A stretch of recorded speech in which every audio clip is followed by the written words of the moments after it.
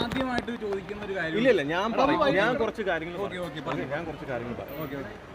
അപ്പോൾ എല്ലാവർക്കും നമസ്കാരം. അങ്ങനെ BB5 പോയിട്ട് തിരിച്ചു വന്നിരിക്കുകയാണ്. അപ്പോൾ കുറച്ച് എക്സ്ക്ലൂസീവ് കാര്യങ്ങളാണ് പറയാനുള്ളത്. ഒരു 2 ആഴ്ച മുമ്പ് ഏഷ്യാനെറ്റിൻ്റെ ഭാഗത്തുനിന്ന് എന്നെ വിളിച്ചിരുന്നു.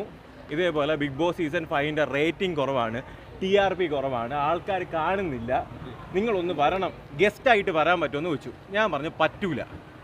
10 ദിവസം മുമ്പ് വീണ്ടും വിളിച്ചു, വരണം, ഗസ്റ്റായിട്ടൊന്ന് വരണം, ഒരു 2-3 ദിവസത്തേക്കേ ഉള്ളൂ എന്ന് പറഞ്ഞു. ആലോചിച്ചിട്ട് പറയാമെന്ന് പറഞ്ഞു. ആലോചിച്ചിട്ട് ശരി, വീണ്ടും വിളിച്ചപ്പം ഗതിയായിട്ട് വരാമെന്ന് പറഞ്ഞു. അങ്ങനെ അവിടെ ചെന്നതിന് ശേഷം ഗസ്റ്റ് എന്ന് മാത്രമേ എൻ്റെ അടുത്ത് പറഞ്ഞിട്ടുണ്ടായിരുന്നുള്ളൂ.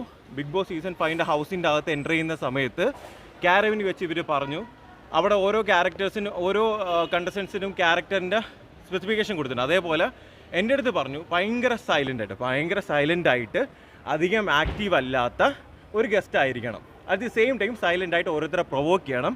അതിനോടൊപ്പം സാഗറിനെയും അഖിൽ മാരാറിനെയും ടാർഗറ്റ് ചെയ്യണമെന്ന് പ്രത്യേകിച്ച് പറഞ്ഞിരുന്നു.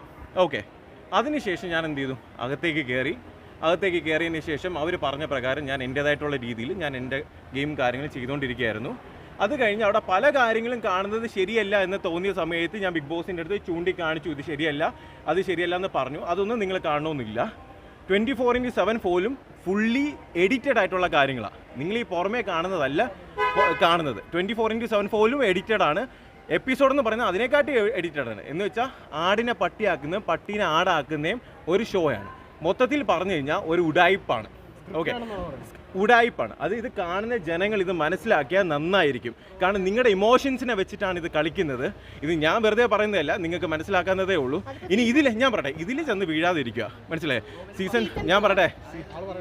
ഞാൻ സീസൺ 4ൻ്റെ അകത്ത് പോയൊരു കണ്ടസ്റ്റൻ്റാണ്.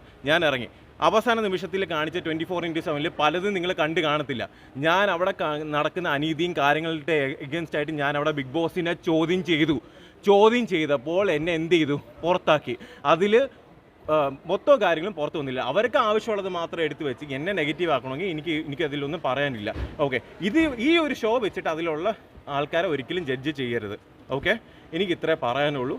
ഇനി കാണുന്നുള്ളവർക്ക് കാണാം. അത് വെച്ച് നിങ്ങൾ അങ്ങോട്ടും ഇങ്ങോട്ടും ഈ സോഷ്യൽ മീഡിയ കിടന്ന് അടി കൂടുന്നതും വെറുതെയാണ്. അത്രേ എനിക്ക് പറയാനുള്ളൂ. ഓക്കെ,